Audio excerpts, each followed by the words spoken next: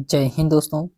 आज हम लोग सीटेट एग्ज़ाम 2025 के लिए जो जुलाई में होने वाला है उसके लिए हम लोग सामाजिक अध्ययन एसएसटी के प्रीवियस ईयर क्वेश्चन को देखने वाले हैं। यह प्रीवियस ईयर क्वेश्चन 2023 का है दोस्तों। आप देख सकते हैं ये परीक्षा तिथि 2023 का प्रीवियस ईयर क्वेश्चन है। तो हम लोगों इसमें संपूर्ण क्वेश्चन को देखने वाले हैं। तो चलिए हम लोग देखते हैं। तो इसमें दिया गया है क्वेश्चन नंबर पहला है दोस्तों कि कुषाणों के किन निम्नलिखित शक्तिशाली केंद्रों से शासन किया था। तो कुषाणों ने किन निम्नलिखित शक्तिशाली केंद्रों से शासन किया था। ये शासन किए थे दोस्तों पेशावर और मथुरा से। कहां से शासन किए थे? पेशावर और मथुरा से कुषाण के द्वारा शासन किया गया था। ऑप्शन नंबर इसका बी वाला राइट आंसर होगा दोस्तों। इसके एक्सप्लेनेशन में दिया गया है कि कुषाणों ने पेशावर और मथुरा नामक शक्तिशाली केंद्रों से शासन किया था। कुषाण जो कि चीन की यूची जाति की एक शाखा था। कुषाण वंश की स्थापना कुजुल कनिफिसस ने किया था। कुषाण शासकों में विम कनिफिसस ने सर्वप्रथम सोने के सिक्के जारी किए थे। ये क्वेश्चन इंपॉर्टेंट है दोस्तों कि सबसे पहले सोने के सिक्के किस शासक के द्वारा जारी किया गया था।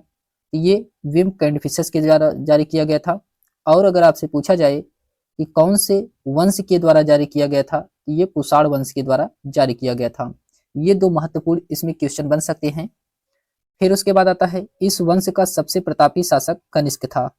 सम्राट कनिष्क ने पाकिस्तान के आधुनिक पेशावर को अपनी पहली राजधानी बनाया था और इसने 78 ईस्वी में शक संवत को चलवाया था। कनिष्क के द्वारा 78 ईस्वी में शक संवत भी चलवाया गया था।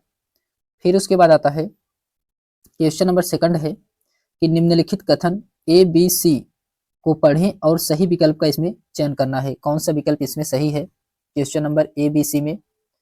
तो इसमें ए में दिया गया है पूरा पाषाण काल 20 लाख साल पहले से 12,000 साल पहले के दौरान माना जाता है, जो कि कथन ए इसका क्या है? सही है। ऑप्शन ए इसका सही है। फिर उसके बाद आता है बी में कहा जा रहा है कि इस काल को 3 भागों में बांटा गया है, आरंभिक काल, मध्यकाल एवं उत्तर पूर्व पाषाण काल। तो ये भी क्या है? ये भी इसमें सही है। फिर सी में कहा जा रहा है कि मानव इतिहास की लगभग 99% कहानी इसी काल के दौरान घटित हुई थी। ये भी क्या है? ये भी सही इसमें। इसमें तीनों कथन क्या है? सही है दोस्तों। इसका राइट आंसर होगा ऑप्शन नंबर इसका डी वाला राइट आंसर होगा। ए बी सी इसमें तीनों क्या थे? सही थे। फिर उसके बाद आता है इसके एक्सप्लेनेशन में दिया गया है कि पूरा पाषाण काल 20 लाख साल पहले से 12,000 साल पहले के दौरान माना जाता है। इस काल को 3 भागों में बांटा गया है, आरंभिक, मध्य एवं उत्तर पूर्व पाषाण युग। और इसी काल के भीमबेटका गुफा चित्र पूरा पाषाण कालीन के माना गया है, जो कि ये मध्य प्रदेश में स्थित है। पशुपालन का प्रारंभ भी मध्य पाषाण काल में ही हुआ है और मानव इतिहास की लगभग 99% कहानी इसी मध्य पाषाण काल के दौरान घटित हुई थी। फिर उसके बाद आता है क्वेश्चन नंबर थर्ड है। क्वेश्चन नंबर थर्ड है दोस्तों। क्वेश्चन नंबर थर्ड में कहा जा रहा है कि कथन ए और बी को पढ़े तथा सही विकल्प का इसमें चुनाव करें। इसमें दिया गया है कथन ए में कहा गया है कि मनसब मुगलों द्वारा चलाई गई एक श्रेणी व्यवस्था थी, जिसके जरिए क्या दिया जाता था? इसमें पद दिया जाता था, वेतन दिया जाता था और सैन्य उत्तरदायी निर्धारित इसमें किए जाते थे। ये तीनों चीजें जो कि मनसब मुगलों के द्वारा चलाई गई व्यवस्था में किया जाता था। फिर उसके बाद इसका ए वाला तो सही है। बी में कहा जा रहा है कि मनसबदारों की सैन्य उत्तरदायित्व का निर्धारण एक संख्या पर निर्भर था, जिसे जात कहा जाता था। ये गलत है दोस्तों। ऑप्शन नंबर इसका बी वाला गलत है, जबकि ए वाला क्या है? सही है। तो इसका राइट आंसर क्या होगा? राइट आंसर होगा दोस्तों ए सही है, परंतु बी क्या है? गलत है।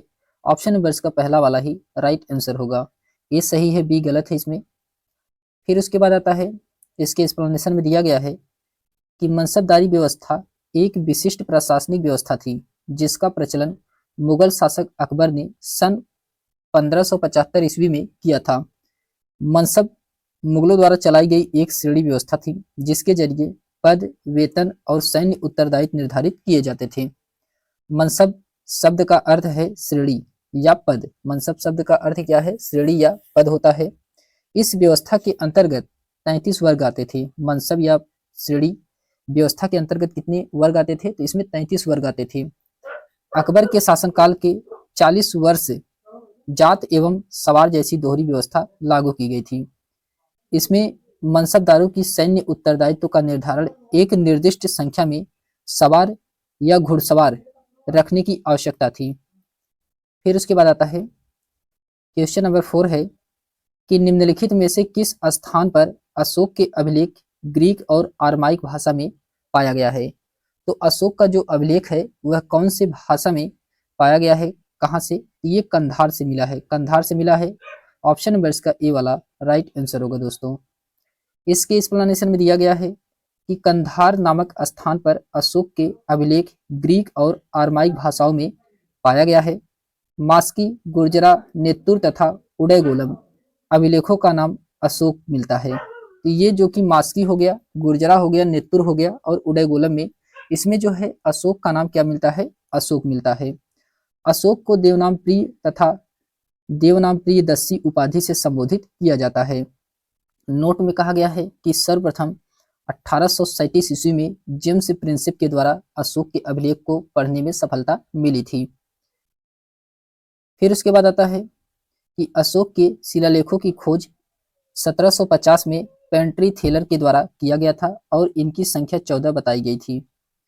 अशोक के अभिलेखों को 3 भागों में बांटा गया है।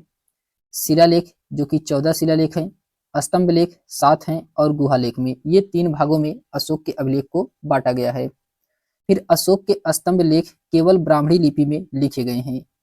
अशोक के शिलालेख ब्राह्मणी, खरोष्टी, ग्रीक एवं आरमाइक लिपि में मिलते हैं। फिर उसके बाद आता है कि अशोक के कौशाम्बी अभिलेख को रानी का अभिलेख कहा जाता है। फिर 12वें शिलालेख में धार्मिक सहिष्णुता की नीति का उल्लेख किया गया है। 13वें शिलालेख में कलिंग युद्ध, पड़ोसी राजाओं का वर्णन एवं आवाटिक राज्यों का उल्लेख इसमें किया गया है। फिर उसके बाद आता है क्वेश्चन नंबर 5 है। क्वेश्चन नंबर 5 में कहा जा रहा है कि गोंड राज्य गढ़कंटका में 70 गांव थे, इसे उल्लेख किया गया है। तो गोंड राज्य और गढ़कंटका में 70,000 गांव थे, 70,000 गांव थे, इसे उल्लेखित किया गया है। इसे कहाँ पे उल्लेखित किया गया है? तो इसको किया गया है दोस्तों अकबरनामा में। कहाँ पे? अकबरनामा में इसका उल्लेख किया गया है। यहाँ पे 70,000 गांव थे। ऑप्शन नंबर इसका बी वाला राइट आंसर होगा। इसके एक्सप्लेनेशन में दिया गया है कि गोंड राज्य गढ़कंटका में 70,000 गांव थे, इसे अकबरनामा में उल्लेखित किया गया है। गोंड एक प्रकार की जनजाति थी जो झूम खेती करती थी। गढ़कंटका एक समृद्ध राज्य था। यहाँ के निवासी जंगली हाथियों को पकड़ करके अन्य राज्यों में निर्यात करके बहुत धन अर्जित करते थे। बुरंजी असमिया भाषा में लिखी हुई ऐतिहासिक कृतियां हैं। अहोम राज्य सभा के पुरातत्व लेखों का संकलन बुरंजी में हुआ है। फिर उसके बाद आता है क्वेश्चन नंबर 6 है कि निम्नलिखित अभिकथन ए और कारण आर पर विचार कीजिए। तो इसमें बताना है आपको कौन सा सही है। तो इसका राइट आंसर होगा दोस्तों, दिया गया है इसमें अभिकथन ए में कहा जा रहा है कि स्थानीय जनजाति लोग द्वारा पुरी यानी कि उड़ीसा के जगन्नाथ की काष्ठ प्रतिमा बनाई जाती थी, जो कि ये क्या है? सही है। अभिकथन इसका सही है। फिर उसके बाद आता है कारण आर में कहा गया है कि जगन्नाथ मूलतः एक स्थानीय देवता थे। जगन्नाथ मूलतः क्या थे? यह एक स्थानीय देवता थे जिन्हें आगे चलकर विष्णु का रूप मान लिया गया था। ये भी क्या है? ये भी इसमें सही है। कारण भी सही है और कथन भी सही है और इसका सही एक्सप्लेनेशन भी कर रहा है। तो इसलिए इसका राइट आंसर होगा ऑप्शन नंबर इसका पहला वाला राइट आंसर होगा। इसमें ए और आर दोनों सही हैं। ए की सही आर व्याख्या कर रहा है। ऑप्शन नंबर इसका ए वाला ही राइट आंसर होगा दोस्तों। फिर उसके बाद आता है क्वेश्चन नंबर, अच्छा इसके एक्सप्लेनेशन में दिया गया है कि पूरी उड़ीसा में जगन्नाथ का संप्रदाय, जगन्नाथ का शाब्दिक अर्थ है दुनिया का मालिक, जो विष्णु भगवान का पर्यायवाची है। अब तक जगन्नाथ की काष्ठ प्रतिमा स्थानीय जनजाति लोगों द्वारा बनाई जाती है, जिससे यह तात्पर्य निकलता है कि जगन्नाथ मूलतः एक स्थानीय देवता थे जिन्हें आगे चल करके विष्णु का रूप मान लिया गया। बालभद्र, सुभद्र और जगन्नाथ की लघु मूर्तियां ताम्र पत्र की पांडुलिपियों में उड़ीसा में स्थित है। फिर उसके बाद इसमें दिया गया है कि 12वीं शताब्दी में गंग वंश के एक अत्यंत प्रतापी राजा अनंत वर्मन ने पुरी में पुरुषोत्तम जगन्नाथ के लिए एक मंदिर बनवाने का निश्चय किया। उसके बाद 1230 में राजा अनभगीय तृतीय अपना राज्य पुरुषोत्तम जगन्नाथ को अर्पित कर दिया और स्वयं को जगन्नाथ का प्रतिनिधित्व घोषित किया। फिर उसके बाद क्वेश्चन नंबर 7 है दोस्तों। क्वेश्चन नंबर 7 में कहा जा रहा है कि निम्नलिखित में से कौन सा कथन बिरसा आंदोलन के विषय में सही है। आपको इसमें बताना है कौन सा कथन है जो कि बिरसा आंदोलन के विषय में सही है। क्वेश्चन नंबर 7 में तो इसमें दिया गया है, सबसे पहले पहला कथन है कि बिरसा के अनुयायियों ने लाल झंडे को बिरसा का राजकीय प्रतीक बनाया था, जो कि ये क्या है, ये गलत है। बिरसा के अनुयायियों के द्वारा लाल झंडे का प्रयोग नहीं किया गया था, जबकि इसमें सफेद झंडे का प्रयोग किया गया था, इसलिए कथन ए वाला क्या है, गलत है। फिर उसके बाद आता है कथन बी में कहा जा रहा है कि बिरसा के लोगों ने उकसाने के लिए परंपरागत प्रतीक और भाषा का इस्तेमाल किया था, ये सही है, बी वाला इसका सही है। और फिर उसके बाद आता है सी में कहा जा रहा है कि बिरसा आंदोलन आदिवासी समाज को सुधारने के विरुद्ध था, जो कि ये विरुद्ध नहीं था, विरुद्ध ये नहीं था, इसलिए ये वाला क्या भी कथन गलत हो गया, सी वाला भी गलत है इसमें। फिर उसके बाद आता है डी में कहा जा रहा है कि बिरसा ने मिशनरियों और हिंदुओं जमींदारों को लगातार विरोध किया था, ये सही है, ये सही इसका राइट आंसर होगा। इसमें बी और डी इसका क्या था, सही था, जबकि ए और सी इसमें क्या था, गलत था। तो ऑप्शन नंबर इसका पहला वाला ही राइट आंसर होगा, बी और डी इसमें क्या है, सही हैं। फिर उसके बाद आता है इसके एक्सप्लेनेशन में दिया गया है कि बिरसा का जन्म एक मुंडा परिवार में हुआ था। मुंडा एक जनजातीय समूह है जो छोटा नागपुर में रहता है। 1895 में बिरसा ने अपने अनुयायियों से आह्वान किया कि वे अपने गौरवपूर्ण अतीत को पुनर्जीवित करने के लिए संकल्प लें। जब आंदोलन फैलने लगा तो अंग्रेज ने बिरसा को 1895 में गिरफ्तार करके 2 साल के लिए जेल में डाल दिया था। 1897 में जेल से लौटने के बाद बिरसा समर्थक जुटाते हुए गांव-गांव घूमने लगे। बिरसा ने लोगों को उकसाने के लिए परंपरागत प्रतीक और भाषा का भी इस्तेमाल किया था। इसमें सफेद झंडा, जो कि बिरसा का राजकीय प्रतीक था। बिरसा आंदोलन के आदिवासी समाज सुधारने का बिरसा ने वैष्णव धर्म प्रचार के साथ भी कुछ समय बिताए थे। उन्होंने मुंडाओं से आह्वान किया कि वे शराब पीना छोड़ दें, गांव को साफ रखें और जादू टोना में विश्वास न करें। यह ध्यान देने वाली बात है कि बिरसा ने मिशनरियों और हिंदू जमींदारों का भी लगातार विरोध किया था। वह उन्हें बाहर का मानते थे, जो कि मुंडा जीवन शैली को नष्ट कर रहे थे। फिर उसके बाद आता है क्वेश्चन नंबर 8 है। क्वेश्चन नंबर 8 में कहा जा रहा है कि कथन ए और कथन बी पर विचार करना है। कथन ए और कथन बी में क्या कहा जा रहा है क्वेश्चन नंबर 8 में? इसमें कहा जा रहा है कि लाखों ग्रामीण महिलाएं जो सूत काटकर अपनी आजीविका चला रही थी, वे 19वीं शताब्दी के मध्य तक बेरोजगार हो गई।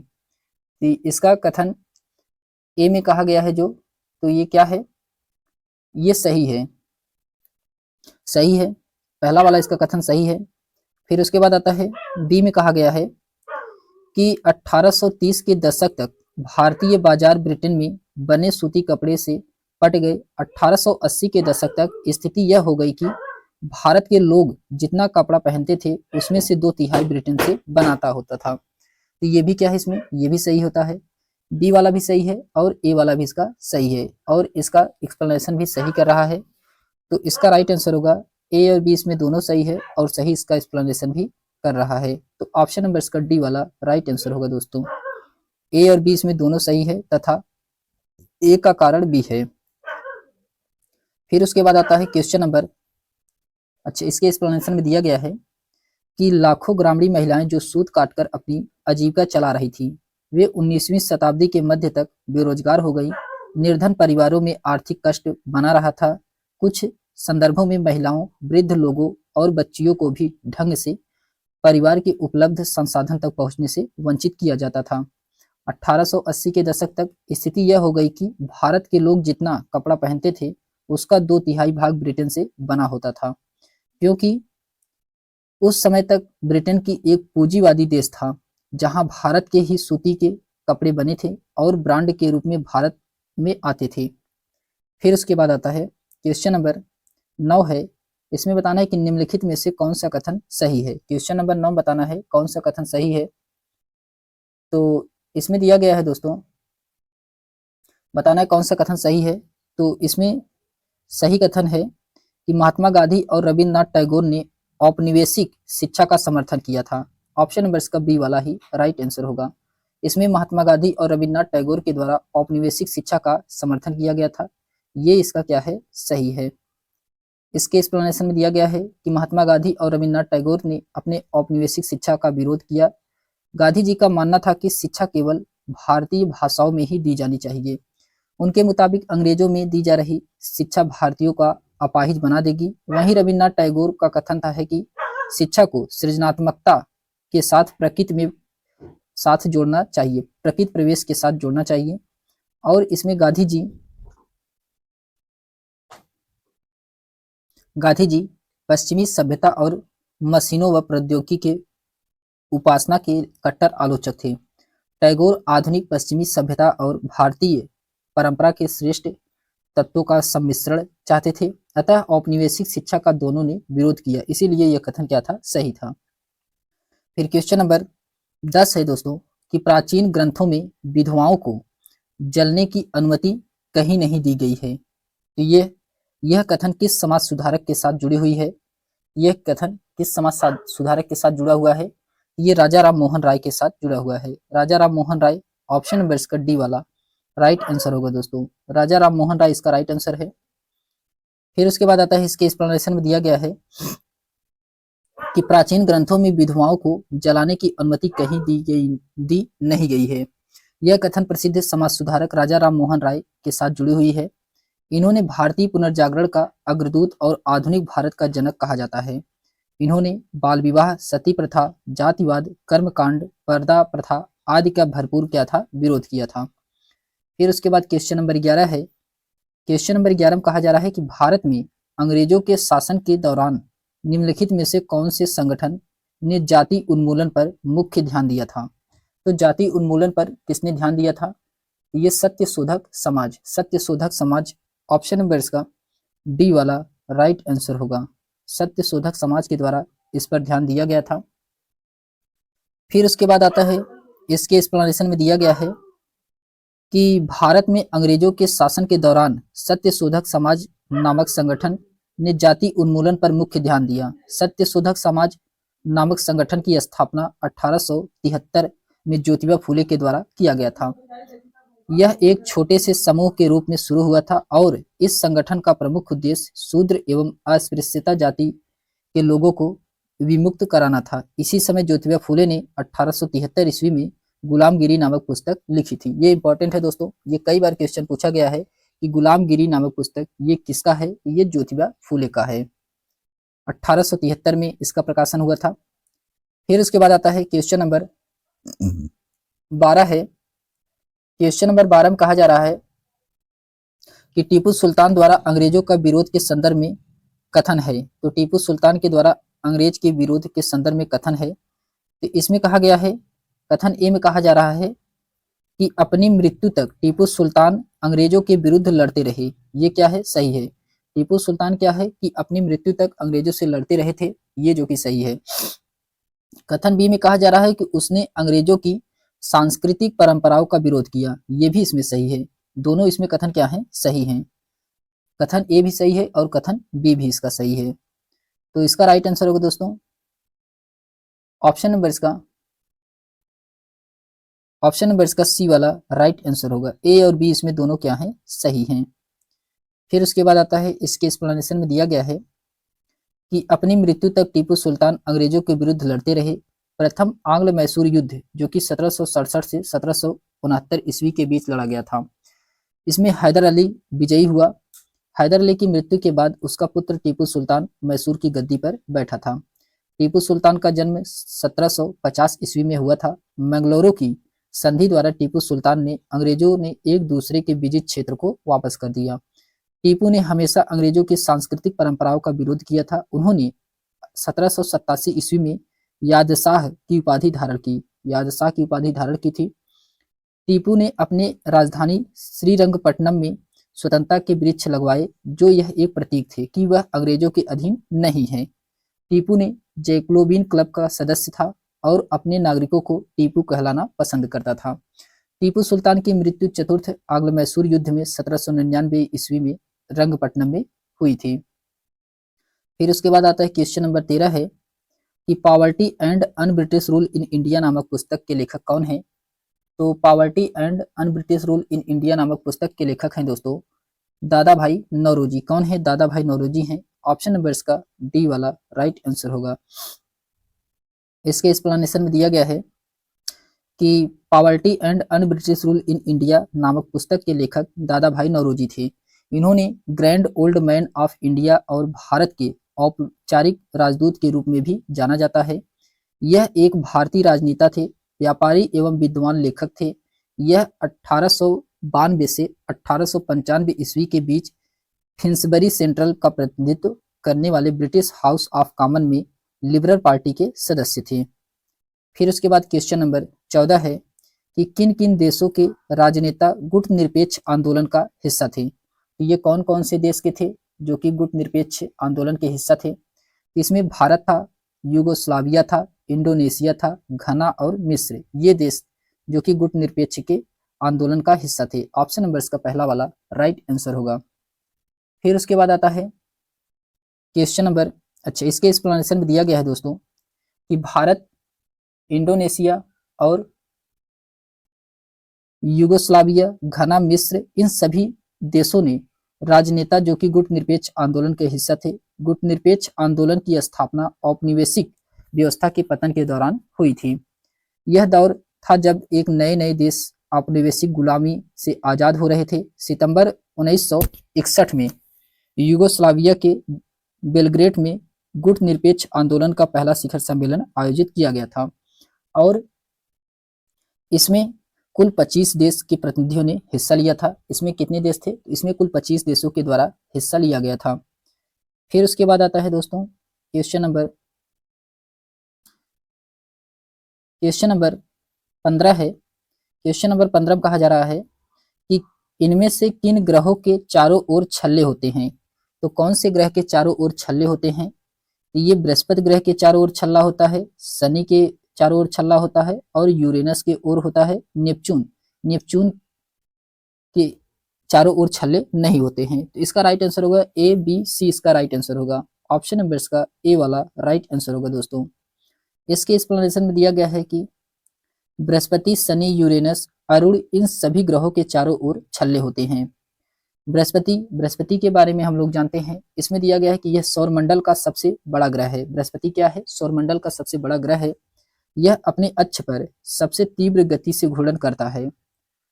बृहस्पति के कुल उपग्रहों की संख्या 95 है। बृहस्पति का उपग्रह गैनीमीड सौरमंडल का सबसे बड़ा उपग्रह है। फिर उसके बाद आता है शनि। शनि जो कि इस ग्रह के चारों ओर वलय पाए जाते हैं। इनकी संख्या 7 है। शनि का सबसे बड़ा उपग्रह टाइटन है। तो अगर आपसे पूछा जाए कि शनि का सबसे बड़ा उपग्रह कौन सा है तो ये टाइटन होता है। फिर आता है अरुण। अरुण को यूरेनस के नाम से भी हम लोग जानते हैं। इसमें दिया गया इस ग्रह की खोज विलियम हर्सले ने की थी। इसके भी चारों ओर वलय पाए जाते हैं। यह अपने अक्ष पर पूर्व से पश्चिम की ओर घूमता है, जबकि अन्य ग्रह पश्चिम से पूर्व की ओर घूमते हैं। यह अपनी धुरी पर अधिकतम झुका हुआ 97.8 अंश होने के कारण इसे लेटा हुआ प्रतीत होता है या लेटा हुआ ग्रह कहा जाता है। अरुण को लेटा हुआ ग्रह के नाम से भी जाना जाता है। फिर क्वेश्चन नंबर 16 है दोस्तों कि भारतीय मानक समय किस मानक यामोत्तर पर आधारित है। ये किस मानक यामोत्तर पर आधारित है? ये 82.5 अंश ईस्ट पर, 82.5 अंश पूर्व दिशा में। ऑप्शन नंबर इसका सी वाला राइट आंसर होगा। इसके एक्सप्लेनेशन में दिया गया है कि भारतीय मानक समय 82.5 अंश पूर्व मानक यामोत्तर पर आधारित है। 82.5 अंश पूर्वी देशांतर रेखा जो कि ये प्रयागराज के निकट मिर्जापुर से होकर गुजरती है। भारतीय मानक समय की यामोत्तर रेखा उत्तर प्रदेश, मध्य प्रदेश, छत्तीसगढ़, उड़ीसा, आंध्र प्रदेश कुल 5 राज्यों से होकर के गुजरती है। फिर उसके बाद आता है दोस्तों क्वेश्चन नंबर 17 है कि इनमें से क्या दिन एवं रात तथा ऋतुओं में परिवर्तन संभावित करता है। इनमें से क्या दिन एवं रात तथा ऋतुओं में परिवर्तन में संभावित करता है। तो ये संभावित करता है दोस्तों कि क्रमशः पृथ्वी के घूर्णन एवं परिक्रमण के कारण, क्रमशः पृथ्वी के घूर्णन एवं परिक्रमण के कारण दिन और रात और ऋतुओं में परिवर्तन होता रहता है। तो ऑप्शन नंबर इसका पहला वाला राइट आंसर होगा। इसके एक्सप्लेनेशन में दिया गया है कि पृथ्वी के घूर्णन एवं परिक्रमण दिन और रात तथा ऋतुओं में परिवर्तन संभावित होता है। पृथ्वी जो कि सौरमंडल का एकमात्र ज्ञात ग्रह है जिस पर जीवन है, जल की उपस्थिति के कारण इसे नीला ग्रह कहा जाता है। तो पृथ्वी को क्या कहा जाता है? इसे नीला ग्रह के नाम से भी जाना जाता है। फिर पृथ्वी का एकमात्र उपग्रह चंद्रमा है। यह अपने अक्ष पर 23.5 अंश पर झुकी हुई है। कितना? 23.5 अंश झुकी हुई है। यह सूर्य की ओर 29.8 किलोमीटर प्रति सेकंड के वेग से चक्कर लगाती है। फिर उसके बाद आता है क्वेश्चन नंबर 18 है। क्वेश्चन नंबर 18 में कहा जा रहा है दोस्तों कि पृथ्वी लगभग 24 घंटे में अपने अक्ष पर 360 अंश पर घूम जाती है, अर्थात वह 1 घंटे पे 15 मिनट घूमती है। इस प्रकार जब ग्रीनविच में दोपहर के 12 बजते हैं तब ग्रीनविच में से 30 अंश पूर्व में समय क्या होगा? तब उस समय ग्रीनविच में पूरब में समय क्या होगा? उस समय पूरब में समय होगा दोस्तों 2 PM, 2 PM यानी कि 2 अपराह्न होगा। ऑप्शन नंबर इसका ए वाला राइट आंसर होगा। फिर उसके बाद आता है, अच्छा इसके एक्सप्लेनेशन में दिया गया है कि पृथ्वी लगभग 24 घंटे में अपने अक्ष पर 360 पर घूम जाती है, अर्थात वह 1 घंटे में 15 अंश घूमती है। इस प्रकार जब ग्रीनविच में दोपहर के 12 बजते हैं तब ग्रीनविच से 23 अंश पूर्व में समय होगा 2 अपराह्न यानी कि 2 PM होगा। फिर उसके बाद आता है क्वेश्चन नंबर 19 है दोस्तों कि अंडमान और निकोबार द्वीप समूह में निम्नलिखित में से किस प्रकार के वन पाए जाते हैं? तो इसमें किस प्रकार के वन पाए जाते हैं? तो इसमें पाया जाता है दोस्तों अर्ध पर्णपाती वन पाया जाता है। क्या पाया जाता है? अर्ध पर्णपाती वन पाया जाता है। ऑप्शन नंबर इसका पहला वाला राइट आंसर होगा। तो इसका राइट आंसर क्या होगा? ऑप्शन नंबर इसका ए वाला राइट आंसर होगा। केवल ओनली ए इसमें अर्ध पर्णपाती वन पाया जाता है। फिर उसके बाद आता है इसके एक्सप्लेनेशन में दिया गया है कि अंडमान और निकोबार द्वीप समूह में अर्ध पर्णपाती वन पाए जाते हैं। यह भारत का एक केंद्र शासित प्रदेश है। यह बंगाल की खाड़ी के दक्षिण में हिंद महासागर में स्थित है। यह कई छोटे बड़े द्वीपों से मिल करके बना है। इसकी राजधानी पोर्ट ब्लेयर है। तो राजधानी क्या है इसकी? पोर्ट ब्लेयर इसकी राजधानी है। फिर उसके बाद आता है क्वेश्चन नंबर 20 है। क्वेश्चन नंबर 20 में कहा जा रहा है कि कथन ए दिया गया है और कारण आर दिया गया है। कथन ए में कहा जा रहा है कि ग्रेनाइट ठोस चट्टान तथा ब्लीडिंग बनाने, सजावटी व सिलबट्टे के तौर पर प्रयोग में लाई जाती है, जो कि सही है। ग्रेनाइट जो कि ठोस चट्टान है, इसे बिल्डिंग बनाने, सजावटी व सिलबट्टे के तौर पर प्रयोग में लाया जाता है, सही है। कारण आर में कहा जा रहा है कि पृथ्वी की भूप्रपट्टी के बहुत नीचे धीरे धीरे ठंडा होने के कारण ये बड़े दाने का रूप ले लेती है। ये भी क्या है? सही है। इसमें कारण भी सही है और कथन भी सही है। इसका सही एक्सप्लेनेशन भी कर रहा है, इसलिए इसका राइट आंसर क्या होगा? इसका राइट आंसर होगा दोस्तों ऑप्शन नंबर इसका पहला वाला ही राइट आंसर होगा। ए और आर दोनों सही हैं, सही व्याख्या भी कर रहा है इसका। फिर उसके बाद आता है क्वेश्चन नंबर, अच्छा इसके एक्सप्लेनेशन में दिया गया है, इसके एक्सप्लेनेशन में दिया गया है कि ग्रेनाइट जो कि ठोस चट्टानें हैं तथा बिल्डिंग बनाने में सजावटी व सिलबट्टे के तौर पर प्रयोग में लाई जाती है। ग्रेनाइट मणिभई दानेदार शिला है जिसका प्रमुख अवयव स्टाफिक होता है। ग्रेनाइट भी पृथ्वी के प्रत्येक भाग में पाया जाता है। भारत में यह प्रचुरता से मिलता है। तमिलनाडु के तंजाउर नगर में स्थित बृहदेश्वर मंदिर विश्व का जो पहला ऐसा मंदिर है जो ग्रेनाइट पत्थर से बना है। पृथ्वी की भूपृष्ठ पे बहुत ही धीरे धीरे ठंडा होने के कारण ये बड़े दाने के रूप ले लेता है। फिर उसके बाद आता है क्वेश्चन नंबर 21 है। क्वेश्चन नंबर 21 है कि पवनों के बारे में दिए गए कथन को पढ़िए तथा सही विकल्प का इसमें चयन कीजिए। तो पवन के बारे में आपको पढ़ना है और सही विकल्प का चयन करना है। तो इसमें दिया गया है, पहला है कथन ए में कहा जा रहा है कि मानसूनी पवने मौसमी पवनों का उदाहरण है, जो कि ये क्या है? सही है, सही दोस्तों। फिर उसके बाद आता है बी में कहा जा रहा है कि मौसमी पवने वर्ष भर लगातार निश्चित दिशा में चलती रहती हैं, ये गलत है। फिर सी में कहा जा रहा है कि स्थल व समुद्र समीर अस्थाई पवनों के उदाहरण है, ये भी इसमें क्या है? गलत है। इसमें केवल ए वाला ही सही था, बी सी इसमें क्या था? गलत था। तो इसका राइट आंसर होगा दोस्तों ऑप्शन नंबर इसका ए वाला राइट आंसर होगा। केवल इसमें ए वाला क्या था, सही था। फिर उसके बाद आता है इसके एक्सप्लेनेशन में दिया गया है कि पवनें 3 प्रकार की होती हैं, प्रचलित पवन, मौसमी पवन और अस्थायी पवन। मौसमी पवन वह पवन है जिसकी प्रवाहित होने की दिशा समय या मौसम के अनुसार परिवर्तित हो जाती है। स्थल व समुद्री मानसूनी पवनें मौसमी पवनों के उदाहरण है। फिर उसके बाद आता है क्वेश्चन नंबर 22 है। क्वेश्चन नंबर 22 में कहा जा रहा है कि संघनन के संदर्भ में निम्नलिखित कथनों को पढ़िए। संघनन के संदर्भ में निम्नलिखित कथनों को पढ़िए। आपको इसमें बताना है कौन सा कथन सही है। तो इसमें दिया गया है, पहला है कि जलवाष्प संघनित होकर ठंडा होकर जल की बूंद बनते हैं, जो कि सही है। जलवाष्प संघनित होकर के ठंडा होकर के जल की बूंद बनते हैं, ये सही है। बी में कहा जा रहा है कि जब जल की ये बूंदें इतनी भारी हो जाती हैं कि वायु में तैर न सके तब ये वर्षण के रूप में नीचे आ जाती हैं, तो ये भी सही है।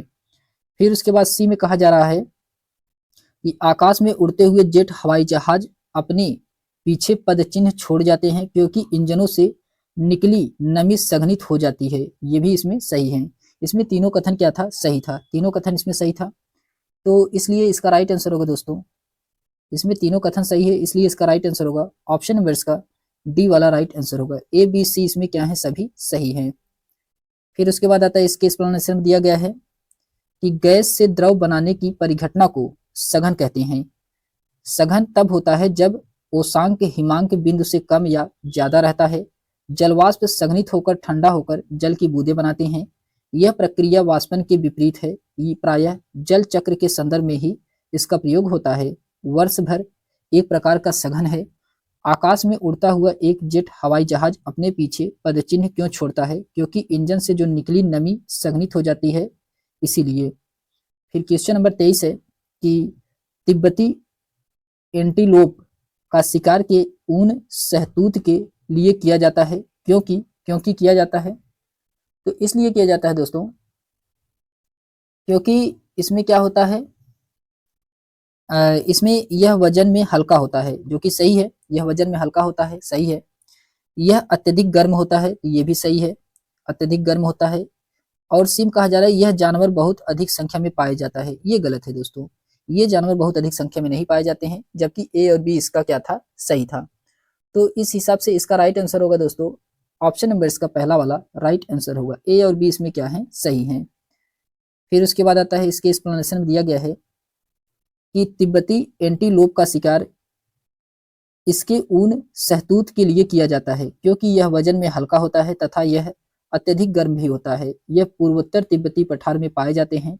इनका शिकार इनके बेहद गर्म और नरम तथा हल्के अंडरफर के लिए किया जाता है, जो आमतौर पर मृत्यु के बाद प्राप्त होता है। शहतूश साल पारंपरिक रूप से भारत में शादी के तोहफे के रूप में दिए जाते हैं तथा एक साल बनाने के लिए 3 से 5 तिब्बती एंटीलोप का अंडर का प्रयोग होता है। फिर उसके बाद आता है क्वेश्चन नंबर 24 है कि नीचे दिए गए कथन ए और बी पर विचार करें। आपको इसमें कथन ए और बी पर विचार करके बताना है कौन सा इसमें सही है। तो इसमें दिया गया है, पहला है कि नवीनीकरण संसाधन असीमित होते हैं और इन पर मानवीय क्रियाओं का प्रभाव नहीं होता है, ये गलत है दोस्तों। इन पर मानवीय क्रियाओं का प्रभाव पड़ता है, इसीलिए ये गलत हो गया। ऑप्शन नंबर इसका पहला वाला गलत है। बी में कहा जा रहा है कि अनवीनीकरण संसाधन की तुलना में नवीनीकरण संसाधन जल्दी पुनः पूरित हो जाते हैं, ये सही है। ए वाला इसका गलत है, जबकि बी वाला इसमें क्या था, सही था। तो इसका राइट आंसर होगा दोस्तों ऑप्शन नंबर इसका डी वाला राइट आंसर है। ए गलत है इसमें, लेकिन बी वाला क्या है, सही है। फिर उसके बाद आता है क्वेश्चन नंबर, अच्छा इसके एक्सप्लेनेशन में दिया गया होगा, इसके एक्सप्लेनेशन दिया गया है कि नवीनीकरण संसाधन में संसाधन है जिसे एक बार उपयोग करने के बाद फिर से पुनः स्थापित किया जा सकता है तथा पुनः उपयोग में लाया जा सकता है। उन्हें नव्य संसाधन भी कहते हैं। सौर ऊर्जा, पवन ऊर्जा, भूतापीय ऊर्जा नवीनीय संसाधन के उदाहरण है। अनवीनीकरण संसाधन वे संसाधन हैं जिनके भंडारण में प्राकृतिक प्रक्रियाओं द्वारा पुनर्स्थापित नहीं होता है। कोयला, पेट्रोल तथा प्राकृतिक गैस अनवीनीकरण संसाधन के उदाहरण है। फिर उसके बाद आता है क्वेश्चन नंबर 25 है। क्वेश्चन नंबर 25 में कहा गया है कि शैलों से खनिजों को बाहर निकालने की प्रक्रिया का क्रम क्या होगा अगर आप पृथ्वी की सतह से उसकी आंतरिक तहों तक जाते हैं। तो इसमें क्रम क्या होगा? तो इसका क्रम होगा दोस्तों, सबसे पहले इसमें क्या आएगा? सबसे पहले अखनन आएगा, सबसे पहले ये अखनन आएगा, फिर उसके बाद आएगा विवृत खनन, ये दूसरे नंबर पे आएगा विवृत खनन, फिर तीसरे नंबर पे आएगा कूपकी खनन, कूपकी खनन ये क्या है? तीसरे नंबर पे आएगा। तो इसका राइट आंसर होगा CAB, CAB इसका राइट आंसर होगा। ऑप्शन नंबर इसका ए वाला राइट आंसर होगा दोस्तों। इसके एक्सप्लेनेशन में दिया गया है कि अखनन, विवृत खनन, कूपकी खनन यह शैलों से खनिजों को बाहर निकालने की प्रक्रिया का क्रम है जो पृथ्वी के सतह से उसकी आंतरिक तहों तक जाते हैं। फिर उसके बाद क्वेश्चन नंबर 26 है कि स्थानांतरीय कृषि के संदर्भ में निम्नलिखित कथनों पर विचार कीजिए। आपको इसमें बताना है कि कौन सा सही है। तो इसमें दिया गया है सबसे पहले ये भारी वर्षा वाले क्षेत्र हैं, जो कि सही है, ये भारी वर्षा वाले क्षेत्र होते हैं, ये सही है। बी में कहा जा रहा है कि यह तीव्र पुनर्जनन वाले क्षेत्रों में प्रचलित होता है, तो ये भी इसमें सही है, बी वाला भी इसमें सही है। फिर सी में कहा जा रहा है कि इनके कर्तन एवं दहन कृषि के नाम से भी जाना जाता है, तो ये भी इसमें सही है। तो इसमें तीनों सही हैं, तीनों सही हैं। इसका राइट आंसर होगा ऑप्शन नंबर इसका डी वाला राइट आंसर होगा दोस्तों। इसमें ए बी सी तीनों क्या हैं? सही हैं। इसके एक्सप्लेनेशन में दिया गया है कि स्थानांतरित कृषि के संदर्भ में निम्नलिखित कथन सही है। ये भारी वर्षा वाले क्षेत्र होते हैं, यह तीव्र पुनर्जनन क्षमता वाले क्षेत्रों में प्रचलित होते हैं।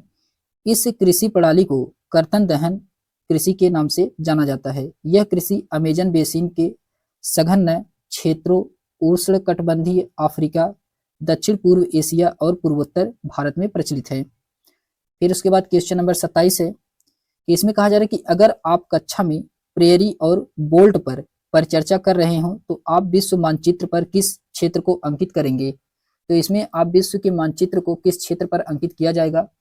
तो इसमें जो किया जाएगा दोस्तों, कनाडा और दक्षिण अफ्रीका का किया जाएगा। किसका? कनाडा और दक्षिण अफ्रीका का किया जाएगा। तो इसलिए ऑप्शन नंबर इसका डी वाला राइट आंसर होगा, कनाडा और दक्षिण अफ्रीका इसका राइट आंसर है।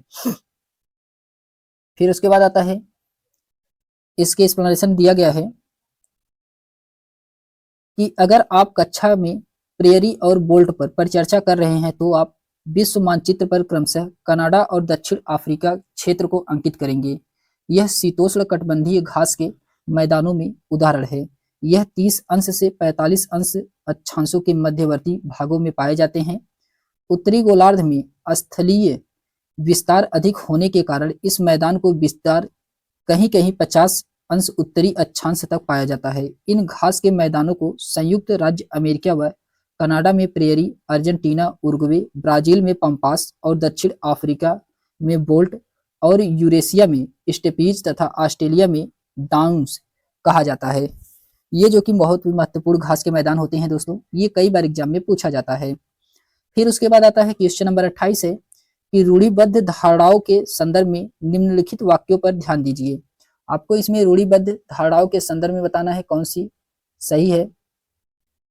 इसमें पहला कहा जा रहा है, असिस्टेंट पहला कहा जा रहा है इसमें कि रूढ़िबद्ध धारणाएं हमें प्रत्येक व्यक्ति के अनोखे और अलग व्यक्ति के पास खास गुण व क्षमताएं हो सकती हैं के रूप में देखने से रोक देती है, जो कि ये क्या है? सही है, सही है ये वाला। फिर उसके बाद बी में कहा जा रहा है कि रूढ़िबद्ध धारणाएं बड़ी संख्या में लोगों को एक ही प्रकार के खांचे में जड़ देती है, ये भी इसमें सही है, बी वाला भी सही है। सी में कहा जा रहा है कि रूढ़िबद्ध धारणाओं को हम सब पर प्रभाव पड़ता है क्योंकि इसके चलते हमें उन कामों को करने का मौका मिलता है जिसमें हम अच्छा हैं। ये क्या है? ये गलत है इसमें। ये क्या है? इसमें गलत है दोस्तों। इसमें केवल ए और बी वाला ही सही था, जबकि सी वाला इसमें क्या है? गलत है। तो इसका राइट आंसर होगा, केवल इसमें ए और बी क्या था? सही था। ऑप्शन नंबर इसका बी वाला राइट आंसर होगा।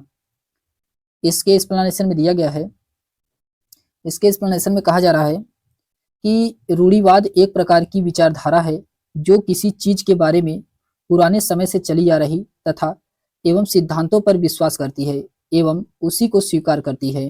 रूढ़िवाद परिवर्तन को स्वीकार कर नहीं करता है, वह अपने पहले से बनी परंपरा पर ही विश्वास करती है। यह बड़ी संख्या में लोगों को एक ही प्रकार के खांचे में जड़ देती है। साथ ही रूढ़िबद्ध धारणाएं हमें प्रत्येक व्यक्ति को अनोखे और अलग व्यक्ति जी के पेश खास गुण व क्षमताएं हो सकती है के रूप में देखने से रोक देती है। इसमें रूढ़िबद्ध धारणाओं के संदर्भ में दोनों क्या थे, सही थे।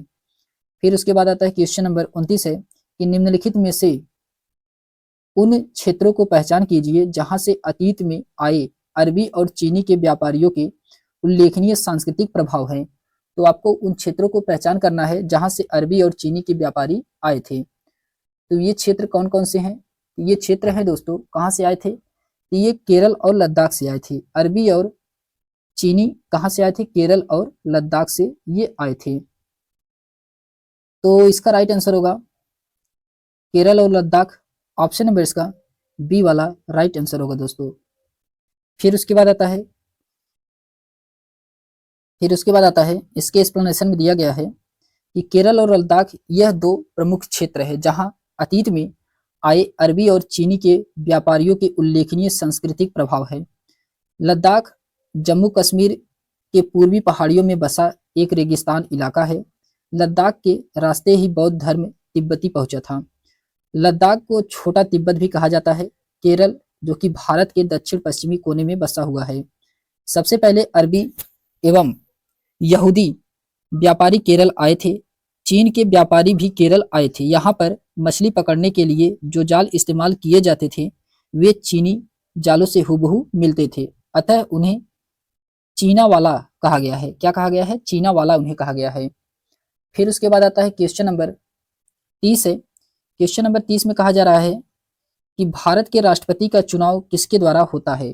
तो भारत के राष्ट्रपति का चुनाव ये किसके द्वारा होता है?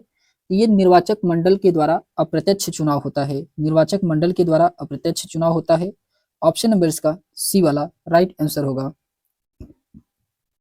इसके एक्सप्लेनेशन में दिया गया है कि भारत के राष्ट्रपति का चुनाव निर्वाचक मंडल द्वारा अप्रत्यक्ष रूप से होता है। भारतीय राष्ट्रपति का चुनाव एक निर्वाचक मंडल के माध्यम से किया जाता है, जिसमें राज्यसभा, लोकसभा और राज्यों की विधानसभा ये तीनों लोग इसमें क्या होते हैं? इसमें निर्वाचित जो सदस्य होते हैं वही भारत के राष्ट्रपति के चुनाव में भाग लेते हैं।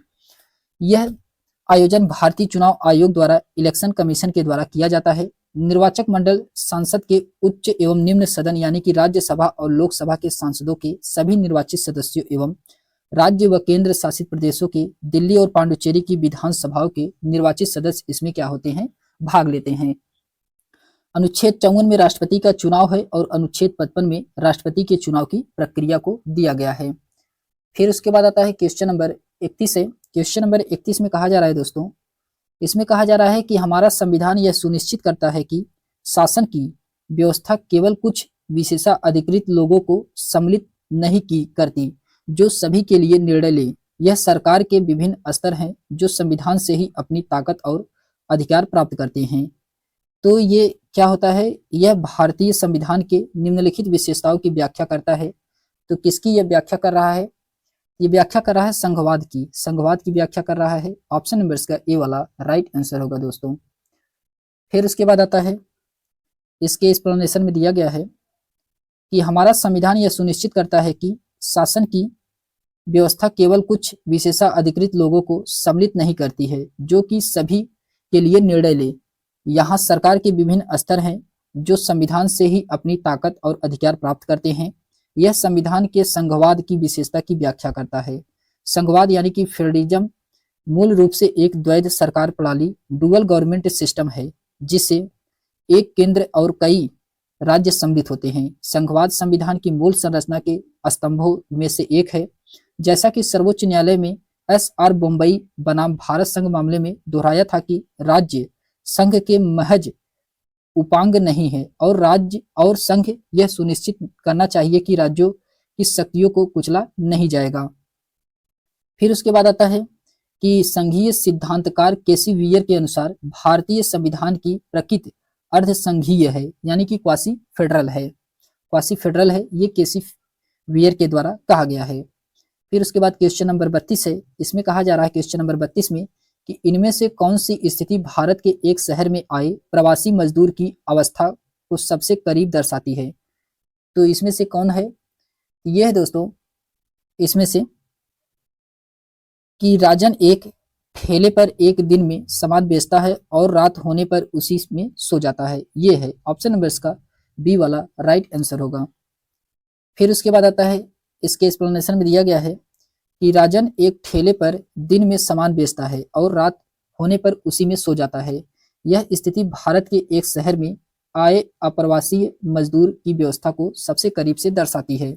अपने मूल निवास स्थान दूर तारांकिक अथवा अंतर्राष्ट्रीय सीमाओं के पार लोगों की आवाजाही को प्रवसन कहते हैं। अंतर्राष्ट्रीय प्रवासी श्रमिक अधिनियम 1989 में प्रवासी श्रमिकों की नियुक्ति करने वाले प्रतिष्ठानों का पंजीकृत होना अनिवार्य किया गया है। फिर उसके बाद क्वेश्चन नंबर 33 है। क्वेश्चन नंबर 33 है कि दादन व्यवस्था के संदर्भ में निम्नलिखित कथनों पर विचार कीजिए। आपको इसमें दादन व्यवस्था के संदर्भ में निम्नलिखित कथनों पर विचार करना है। पहला कथन में दिया गया है कि यह व्यवस्था भारत में बड़े उद्योगों में प्रचलित है, जो कि ये गलत है। बड़े उद्योगों में नहीं बल्कि ये छोटे उद्योगों में प्रचलित है, तो इसलिए ऑप्शन नंबर इसका पहला वाला क्या है, गलत है। फिर उसके बाद आता है बी में कहा जा रहा है कि इसमें व्यापारी कच्चा माल देता है और उसे तैयार माल प्राप्त होता है। ये सही है, बी वाला इसका क्या है, सही है। फिर उसके बाद आता है दोस्तों सी में कहा जा रहा है कि इनमें बुनकर अधिकतर अपने घर या कार्यशाला में कार्य करते हैं, तो ये भी इसमें सही है। तो इसमें बी और सी सही है, जबकि ए वाला इसमें क्या था, गलत था। तो इसका राइट आंसर होगा बी और सी, ऑप्शन नंबर इसका सी वाला राइट आंसर होगा। फिर उसके बाद आता है, इसके एक्सप्लेनेशन में दिया गया है कि दादन व्यवस्था में बुनकरों और व्यापारियों के बीच एक तादात्म्य संबंध स्थापित होता है, जिसमें व्यापारी कच्चा माल देता है और उसे तैयार माल प्राप्त होता है। यह दादन व्यवस्था भारत के अधिकांश क्षेत्रों में बुनाई उद्योग में प्रचलित है।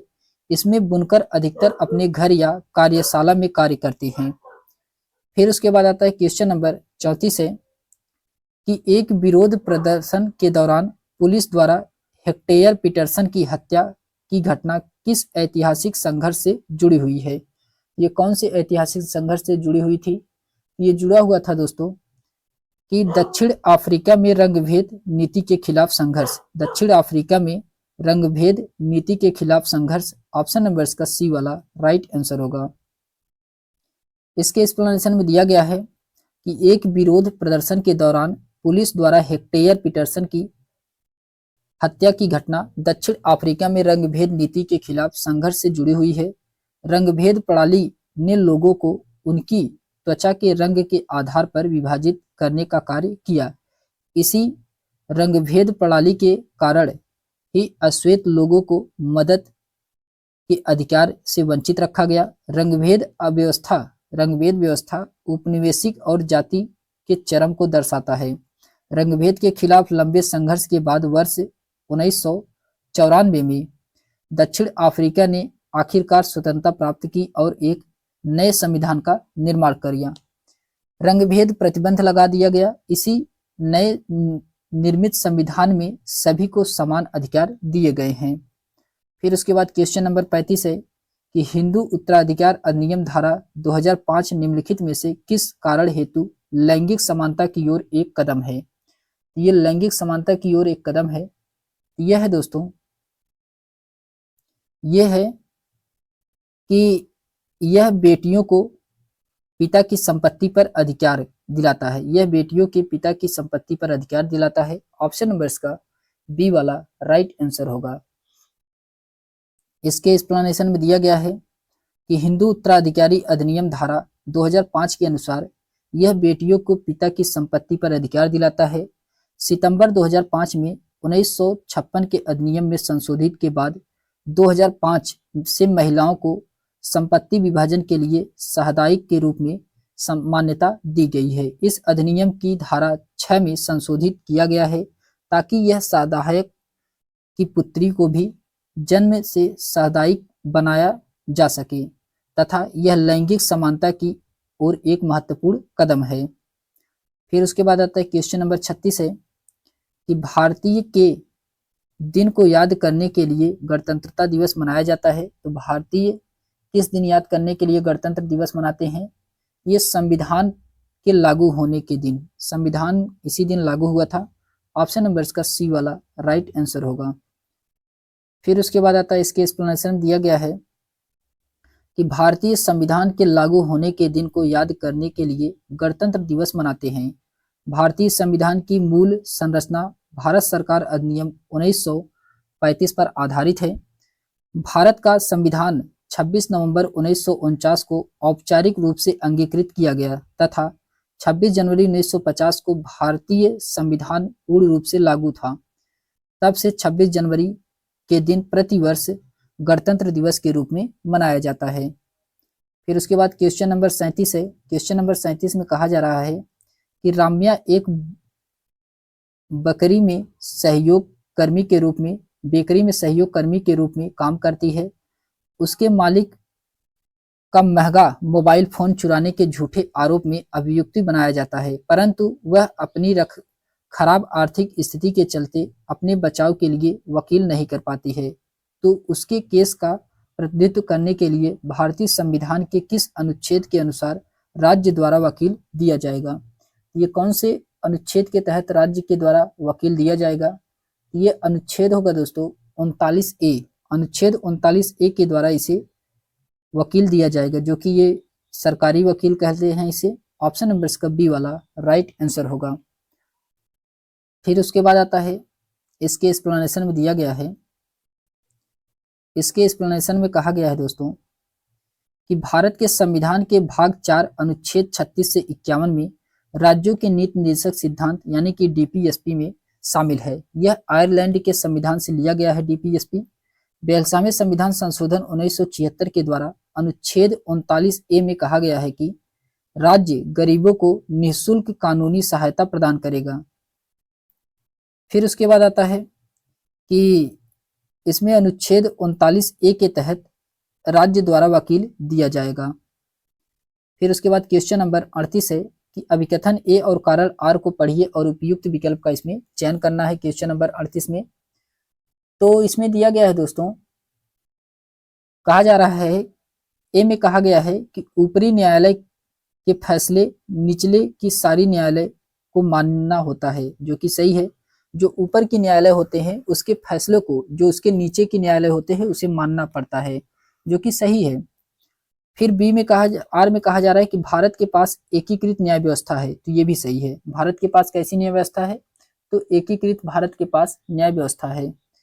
तो इसमें दोनों सही है और इसका सही एक्सप्लेनेशन भी कर रहा है। तो ऑप्शन नंबर इसका ए वाला राइट आंसर होगा। ए और आर दोनों इसमें सही हैं। आर ए का सही व्याख्या कर रहा है। फिर उसके बाद आता है क्वेश्चन नंबर, अच्छा इसके एक्सप्लेनेशन दिया गया है कि ऊपरी न्यायालय के जो भी फैसले होते हैं वह निचले सारी न्यायालयों को मान्य होते हैं। भारत का सर्वोच्च न्यायालय न्यायिक समीक्षा की शक्ति के साथ देश के शीर्ष न्यायालय हैं। भारत एक संघीय राज्य है एवं इसके एकल तथा एकीकृत न्यायिक प्रणाली है जिसकी त्रिस्तरीय संरचना है, अर्थात सर्वोच्च न्यायालय है, फिर उसके बाद उच्च न्यायालय और अधीनस्थ न्यायालय आते हैं। फिर उसके बाद आता है क्वेश्चन नंबर 39 है कि निम्नलिखित कथन ए बी सी को विचार कीजिए। आपको इसमें बताना है कथन में ए बी सी में कौन सा कथन इसमें सही है। तो इसमें दिया गया है कि तावा मत्स्य संघ का गठन तावा बांध के निर्माण के खिलाफ हुआ था, जो कि ये क्या है, ये गलत है। पहला वाला कथन इसका गलत है।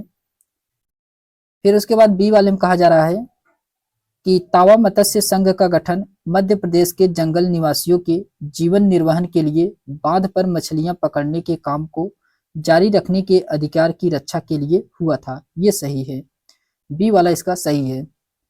फिर उसके बाद सी में कहा जा रहा है कि तावा मत्स्य संघ मछुआरों को ऋण भी देने की व्यवस्था करता है। ये भी क्या है, ये भी इसमें सही है। इसमें बी और सी दोनों सही हैं, जबकि ए इसमें क्या था, गलत था। तो इसलिए इसका राइट आंसर होगा दोस्तों ऑप्शन नंबर इसका सी वाला राइट आंसर होगा। केवल इसमें बी और सी क्या थे, सही हैं। फिर उसके बाद आता है, इसके एक्सप्लेनेशन में दिया गया है कि 1996 ईस्वी में मध्य प्रदेश सरकार ने यह तय किया कि तावा बांध के जलाशय से मछली पकड़ने का अधिकार यहाँ से विस्थापितों को ही दिया जाएगा। तत्कालीन सरकार ने तावा मत्स्य संघ को बाघ मछली पकड़ने के लिए 5 वर्ष का पट्टा यानी कि लीज देना स्वीकार किया गया। इसके तहत 2 जनवरी 1997 को ताबा क्षेत्र के 33 गांवों के लोगों के लिए नया साल सही अर्थों में आरंभ हुआ।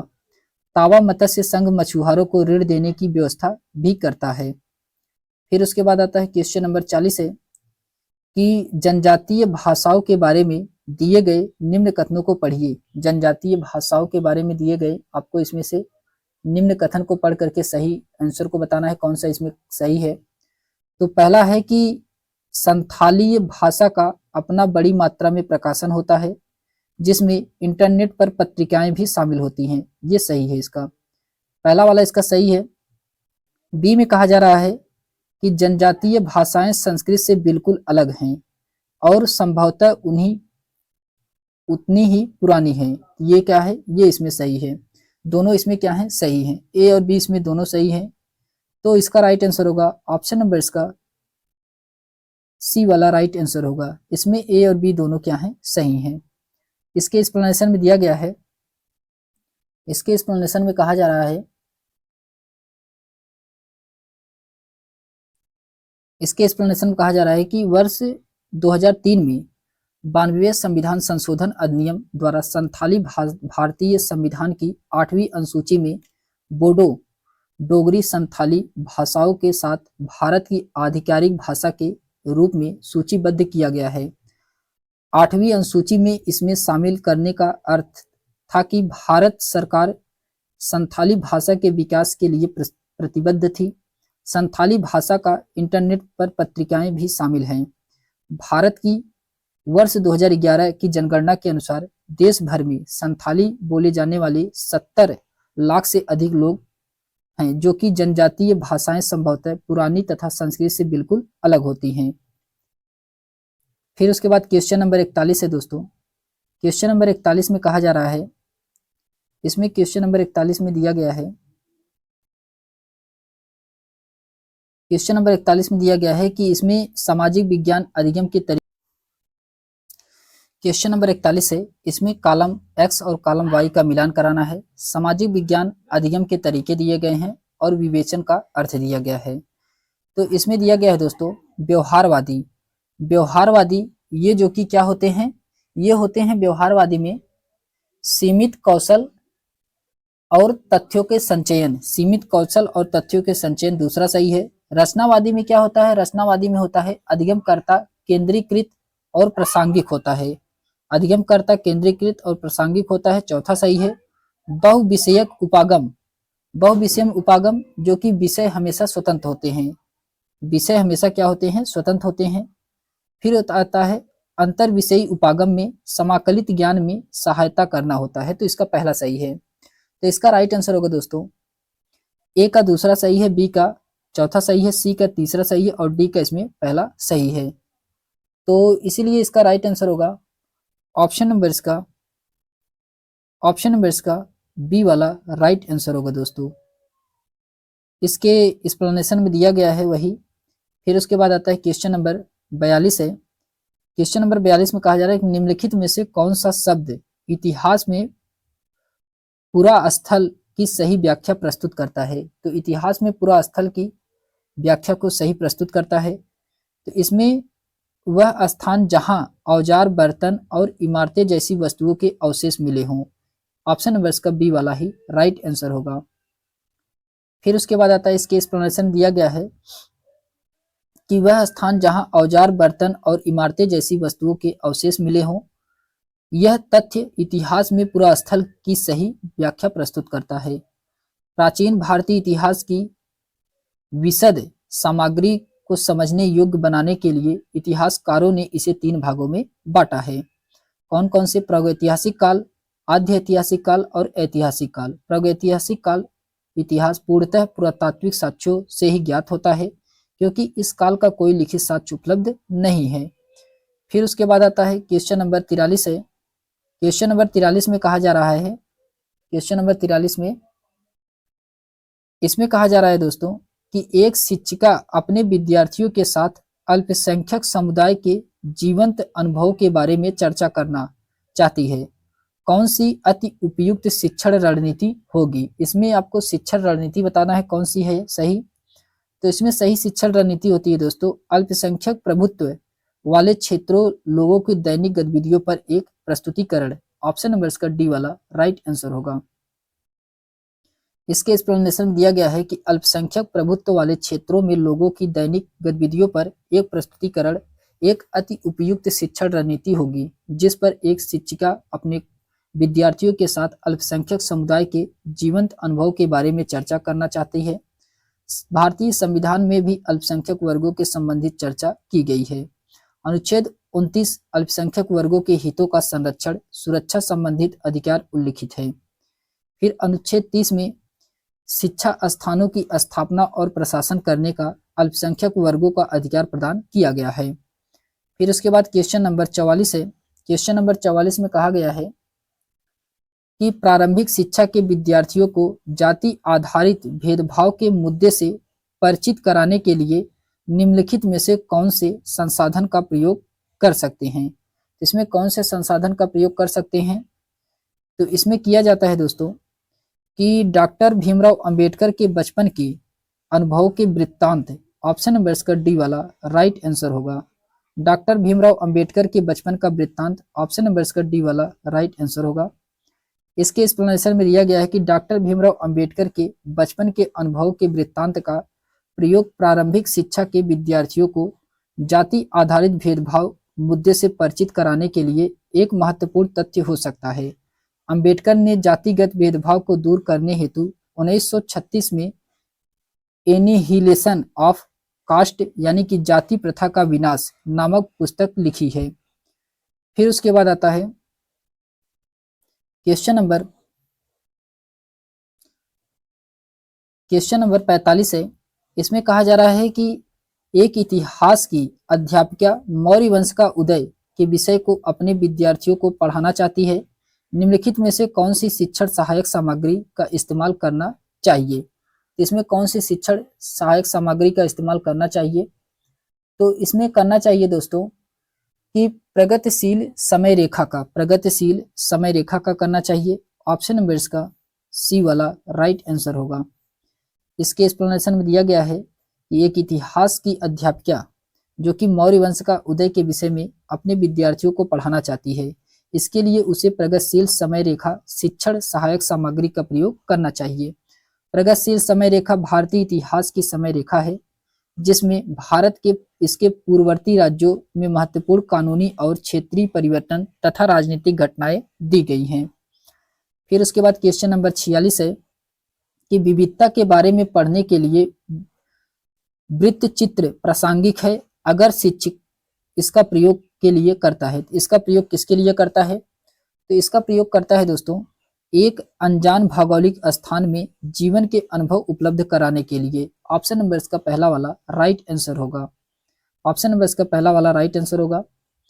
इसके एक्सप्लेनेशन दिया गया है कि विविधता के बारे में पढ़ने के लिए वृत्त चित्र प्रासंगिक है अगर शिक्षक का प्रयोग एक अनाज भौगोलिक स्थान में जीवन के अनुभव को उपलब्ध कराने के लिए करता है। विविधता से आशय यहाँ पर यह है कि अलग अलग प्रकार के धर्म, बोली, भाषा और समाज, जैसे भारत में एक विविधतावादी राष्ट्र है, अर्थात यहाँ विभिन्न प्रकार की बोलियां हैं, भाषाएं हैं, सभ्यताएं हैं और अनेक धर्म एवं जातियां मिलती हैं। फिर उसके बाद आता है क्वेश्चन नंबर